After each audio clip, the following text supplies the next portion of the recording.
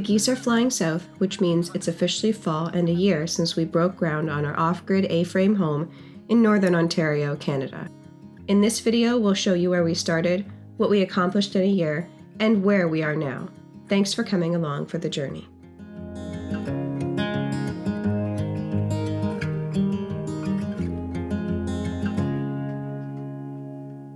When we began this journey, we were just plain old city dwellers, no experience in homesteading or building. We spent our days between desk jobs and playing with our kids and our nights on YouTube dreaming of what could be. We felt a calling to just pick up and go and have faith that everything we needed would be provided along the way. So far we can say that where we are today is nothing short of a miracle or two. Our dream was to build an A-frame using the company Avrame, and for this we needed land. But in doing this, we'd still need a place to live and a bit more capital for our project. Our idea was to buy a home to flip with a few acres to begin our homesteading journey, and also a nearby 15-acre parcel of land. What we found was even better. A home backing onto a 90-acre parcel of land that had already been severed off. Needing just a bit of work, we were able to flip the home between June and September when we sold it to someone willing to rent it back to us while we finished the build. This was a plot twist we could have never imagined and was so much better for our family than what we had anticipated. The commute to work for Rob was only a quick 2-minute quad ride or a 5-minute walk through the woods. With less time spent traveling and more time at home, we could begin our homesteading journey right away. In the summer months while we were flipping the older house, we managed to clear a 1,000-foot driveway and a clearing for our new home. We did layout and submitted permits ourselves. Then we grubbed out the soil to reveal the bedrock that we were building on. We started bringing in A-gravel to pack down underneath the slab. This takes us to exactly 1 year ago today and this clip that you saw at the beginning of the video. Now that you're all caught up, it's time to show you what we've accomplished this last year. First, packing down the soil for a foundation under the slab and then finishing our septic system, the crunch time was on. Prepping for and then pouring concrete was next. Things were beginning to get very cold and we had to finish setting up our solar system with snow on the ground. Thankfully, our kit had arrived. The first shipment came when it was still warm. The second, not so much. But now that our slab was poured and our materials were on site, it was time to build, in the cold whether we liked it or not.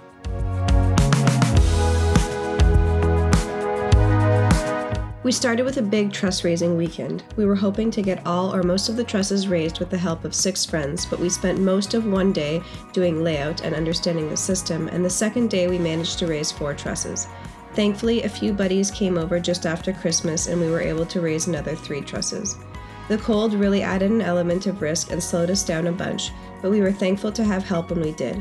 We quickly ran out of favors though, and with a couple of young homeschooled kids, most days I wasn't able to help Rob as much as we had planned. So instead of a 2-man team, our timeline was doubled when it really became a 1-man job as far as the execution was concerned. Rob, however, found creative ways to get things done, including pulley systems and using a borrowed telehandler as an extra couple of bodies for heavy lifting. By the end of winter, we had finished the main structure, dormers, and gable ends, and had moved on to the house wrap, strapping, and were getting ready for roofing. Working on the top parts of the roof was getting easier and safer though, because the strapping was the perfect ladder to move up and down. Still, it always made me feel better when we were able to get help from a friend here and there. In the clips you just saw were our pastor and an Amish friend who took time off his own build to help us with ours. On days when we weren't able to have help, Rob had a radio clipped to his belt and I would check in with him regularly using my own radio from down at the other house. Once strapping was done, Rob made the cutouts for the skylights and started installing those. We have 5 of them and love the quality and look of these European-designed Velux skylights that came with our Avrame kit. They were our first finishing item to get installed, and not only did they make things feel more surreal, but they also meant we were ready to begin roofing.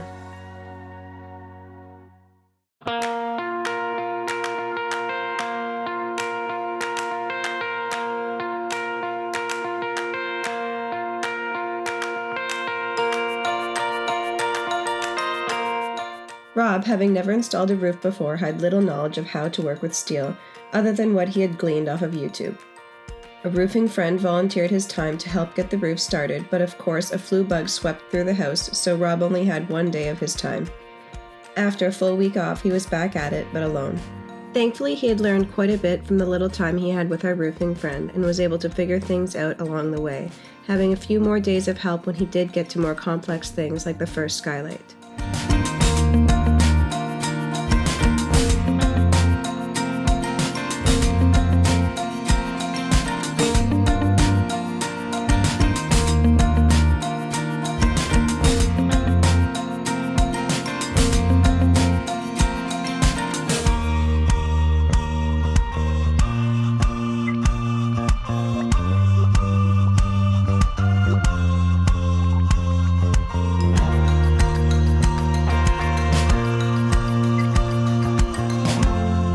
As he worked his way to the other side of the building, the practice was beginning to make perfect, or close to perfect. Spring was starting to show, and it was much appreciated after one of the hardest winters we had ever experienced.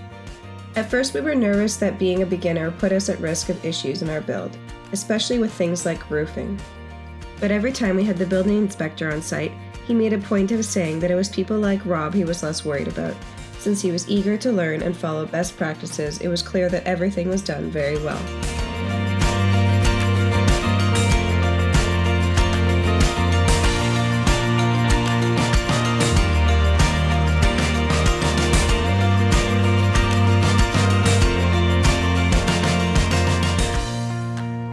Our roof is stunning, and having it done is a huge accomplishment for Rob. He learned so much along the way.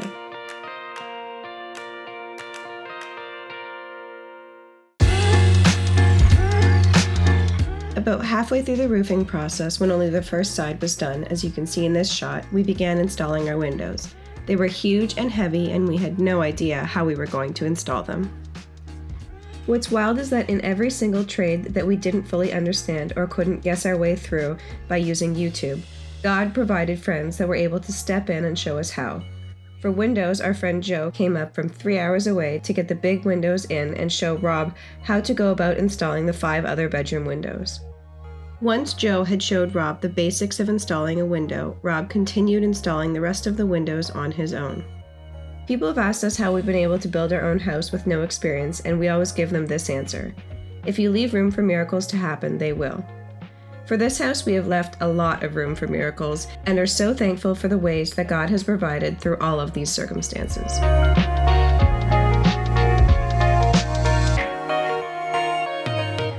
Once the windows were complete, Rob moved on to installing the front door just in time for the black fly season to begin.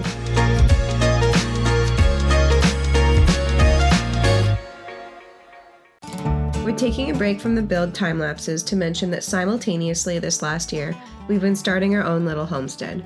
We have chickens, quail, a livestock guardian dog, and a cow and calf combo down at our rental. We've also planted almost a dozen fruit trees and shrubs at the A-frame and completed our first year ever growing a garden. We have filmed so much homesteading content, but of course life is so busy with the build that we haven't had a chance to post it yet. To keep us motivated and posting here on YouTube, would you like and subscribe to our channel? It would mean the world to us.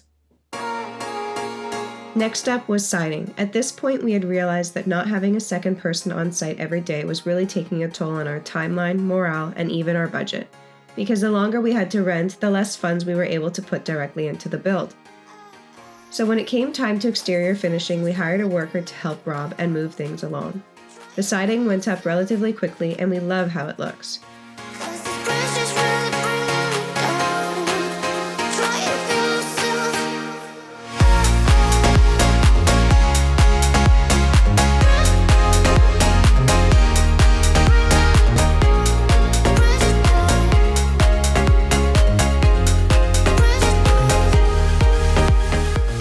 We decided to tackle the grading next, as we knew fall was quickly approaching and wanted to get our rodent mesh and draining sorted out before the leaves had fallen.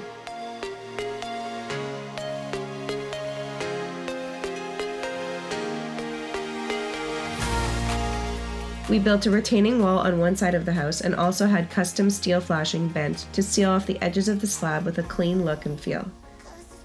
From there, we moved on to soffit, fascia, and trim around the windows.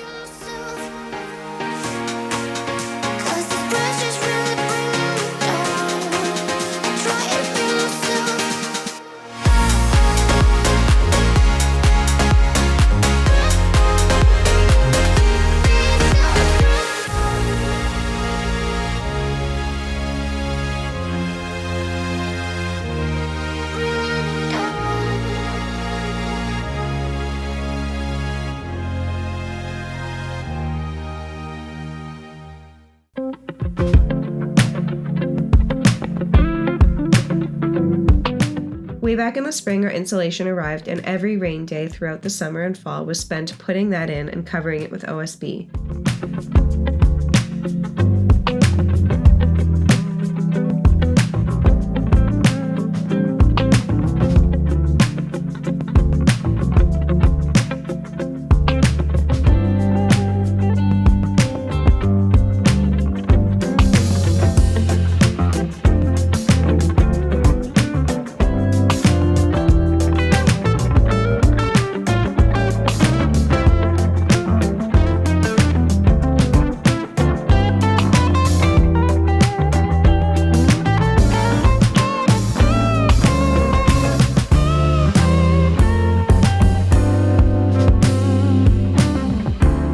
Now that the walls are covered, we'll be adding our vapor barrier on so that we can finally get to framing up the interior rooms. So exciting. Well, there you have it, folks. We basically own a completely finished on the outside A-frame shell on beautiful land in Northern Ontario. So much to be thankful for this fall, including you. Thanks so much for following along, and don't forget to hit that subscribe button. See you soon!